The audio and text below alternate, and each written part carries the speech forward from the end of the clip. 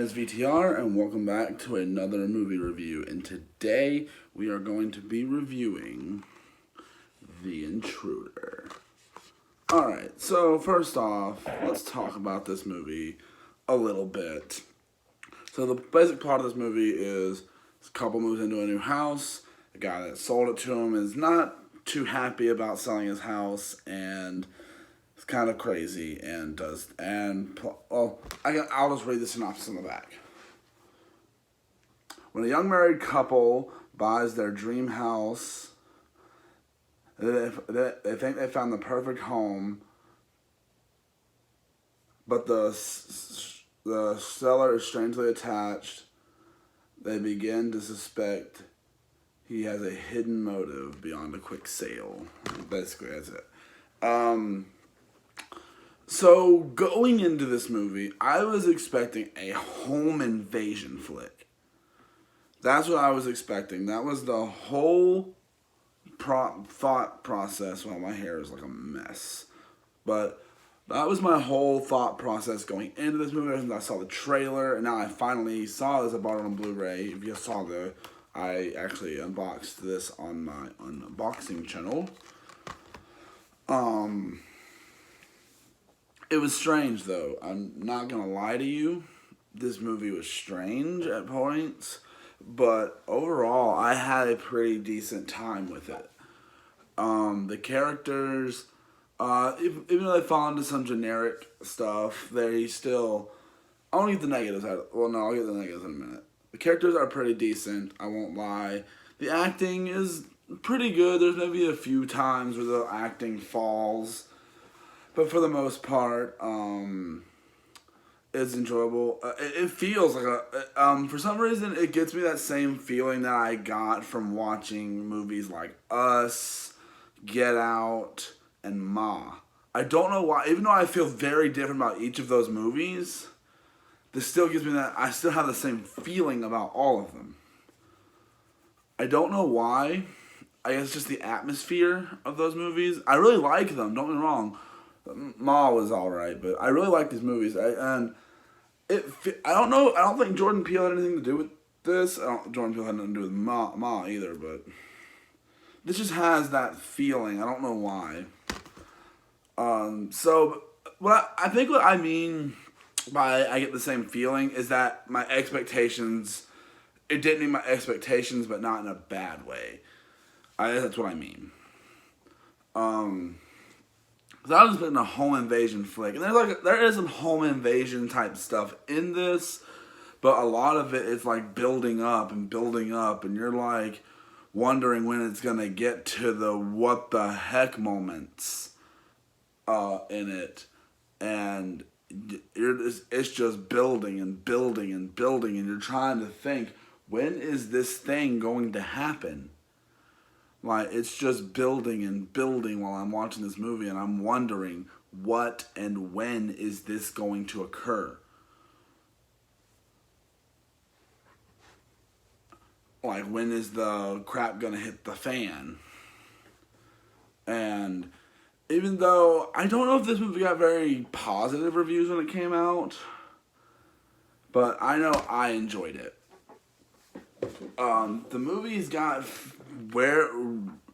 really well. There's some comedy in the movie, and it's pretty decent. Some of it's not funny, but it's got a few decent moments, and there's some scenes of tensity in this movie. Would I say this is a fantastic film? Absolutely not. It does fall into generic territory.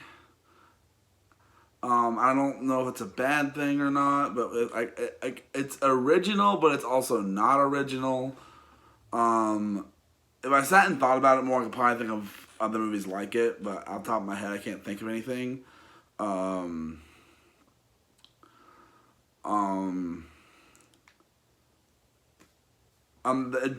mostly features actors I've never seen before. I say mostly because this guy was in I Can Only Imagine. I do believe that's him. I believe that's him. Yeah. Yeah, that's him. And he plays such a drastic different character, and in this, and it's crazy how much Dennis Quaid can play a very different type of character, and I really like that. The movie is filmed to a great way. It's filled with great characters. Not great characters. There's some scenes that feel. I don't know what I'm trying to say at this point. There's some scenes that feel shoddy, but there's some. And this is one of those movies that I guess in the trend of doing the alternate ending thing, it's one of those movies that got an alternate ending on the Blu-ray. And the alternate ending, just like with Ma, it could have still happened. The alternate ending could still be a thing that still happened. But it's still something that's kind of dumb. They shouldn't have even done that. It's pointless to make that part of it. But also the ending we got wasn't the craziest or the best. But for the most part, I was on board with this movie. Like, the last act of it is definitely the home invasion stuff that I was expecting. But, like, there's times where, like, this guy gets creepy, and I can understand the guy's frustration. The main guy, I don't remember his name, but I can understand his frustration. And the build-up, like I said, the build-up is done really well. You can argue about that all you want. Yes, I have stains on my shirt.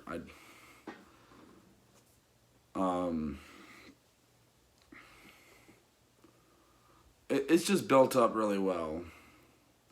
I'm not gonna lie to you. But, like, I don't know what I'd give it as a rating exactly. I don't think it deserves a 4. Definitely doesn't deserve some of the other stuff that it got. I think I'm gonna go a solid 3 on this one. Just because of some of the generic territory it feels like it goes into. And we've seen home invasion flicks a lot. Like the Two Strangers movies. The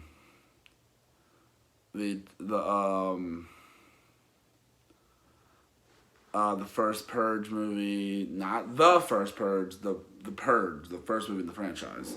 Wow, they really chopped that up, didn't they? But out of the horror films I own, this is definitely one of the ones that is pretty good. I want to have a horror movie marathon and actually just do a video where I talk about every horror movie I own on Blu-ray. I think that'd be an interesting little video. But, yeah, I enjoyed this for what it was. It wasn't awful. It wasn't terrible. It wasn't anything to get angry at. And I enjoyed it for what it was. Like, some people would have probably hated this movie. It does fall into generic category, and sometimes the characters can have a dumb line or two and a dumb mindset. Let me just say that now. There is some characters that have some dumb mindsets in certain parts of the film. But also, when the tension's hot in this movie, you feel that tension. You feel it. There's this one scene I really didn't like. It was a fake out scene from, like, you see the bad guy that's in the movie, you see what he wants to do at one point, but then it cuts back to what actually happens. And now this could have gone much worse than this movie turned out to be. It could have fell into a such more generic category. It could have just fell apart at the seams. Like, not even joking. This movie could have been gosh awful. Like, and I'm so glad it wasn't. Don't get me wrong, it's not the best thing in the world. It's not something I'm gonna be like, I have to watch again.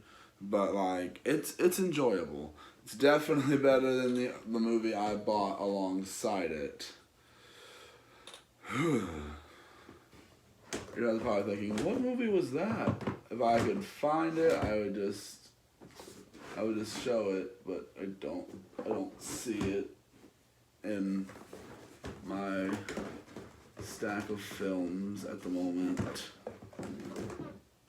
No, I don't see it, unless it's up here.